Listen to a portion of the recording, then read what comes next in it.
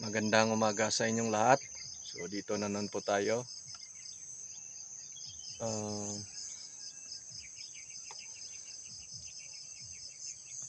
Sa umagang pong ito ay maganda talagang umaga. A blessed morning. So ngayon po ipakita ko po yung aking punla.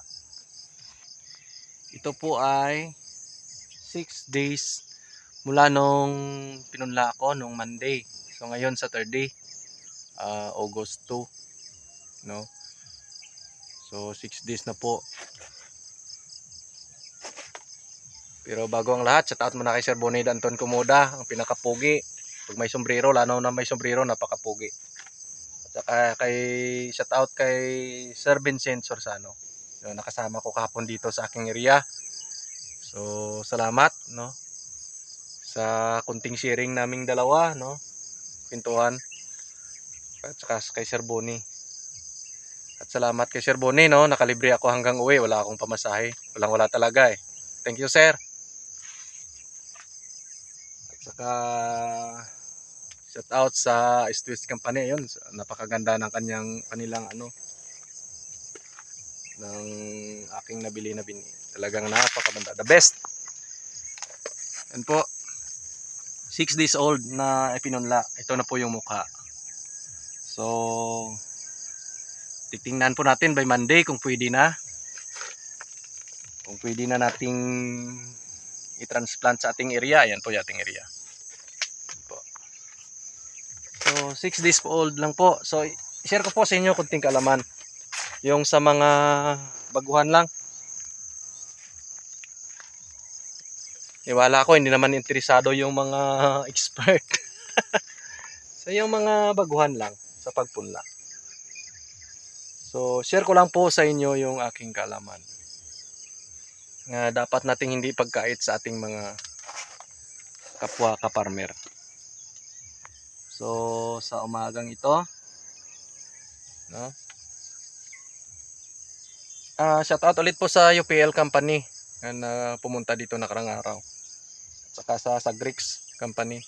So sorry sir, nalimutan ko ulit yung pangalan nyo. Yung mukha nyo kasing nakikita kong pupugi nyo eh. So yun po, no? Tsaka kay Sir Arman Bacnan sa Palawan. So sa aking mga viewers, followers sa Pisong Farmer, so magandang umaga po sa inyong lahat, Luzon, Visayas, Mindanao. So ngayon pong umaga, gusto ko lang po share, no, kung paano po ako magpunla. Ito yung aking pamaraan sa pagpunla. So ang ginawa ko po dito, kung saan po ang area ko, dito lang ako kumukuha ng lupa, no? Kung saan dyan medyo pudpud na lupa. At saka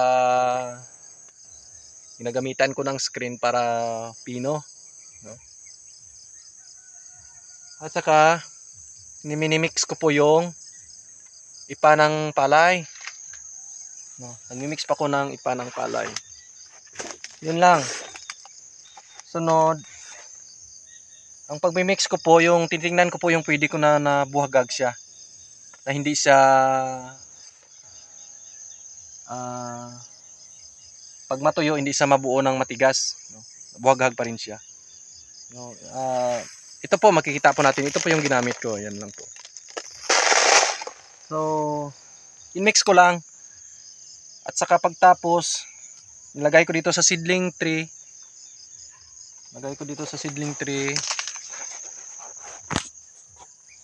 Sunod,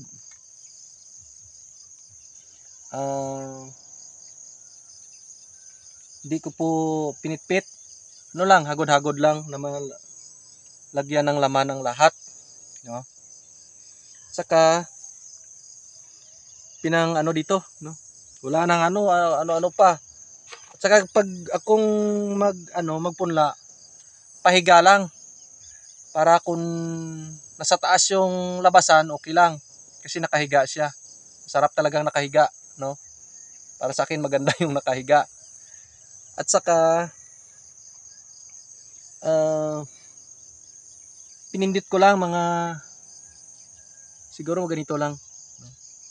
Na matakpan yung buto. Saka lagyan ulit ng lupa, pagtapos binasa. Binasa ko ng tubig. Pagtapos ng basa ng tubig, tinakpan ko siya ng dahon ng saging. Sino hindi nakakilala ng dahon ng saging? Hindi ka farmer pag hindi mo kilala yung dahon ng saging. Takpan ko ng dahon ng saging, no, yung ilang sapaw, no? Ilang patong, siguro mga 3 patong na dahon. Na hindi sa mainitan, saka hindi sa mabasa. Pagkatapos, lagyan mo ng patong sa babaw na hindi ng hangin. So ngayon, mula nung Monday, napakainit talaga. Hanggang araw na to, ayan po, napakainit pa rin. Pero yung moist ng ating lupa, basa pa rin, no? Tamang-tama lang na ng buto ng ampalaya. So ito po, no, Monday. Ngayon po ay Saturday, August 2. So 6 na araw, ito na po yung muka ng ating ampalaya. So within ngayon, Saturday, Sunday, Monday, Tuesday, pwede na po tayo magtanim, or 8 to 10 days pwede na po tayo magtanim, no? So baka mga Wednesday pwede na po to. Titingnan po natin yung takbo ng kanyang pagtubo. So ito po yan po ang aking pamaraan sa punla. Simple lang. Wala na akong daming halo-halo. Ang importante tumubo, no? Ang iba, ang daming mixing. May mga vermicast, may rice hull, may kunting buhangin, may garden soil. Sa akin po, garden soil lang.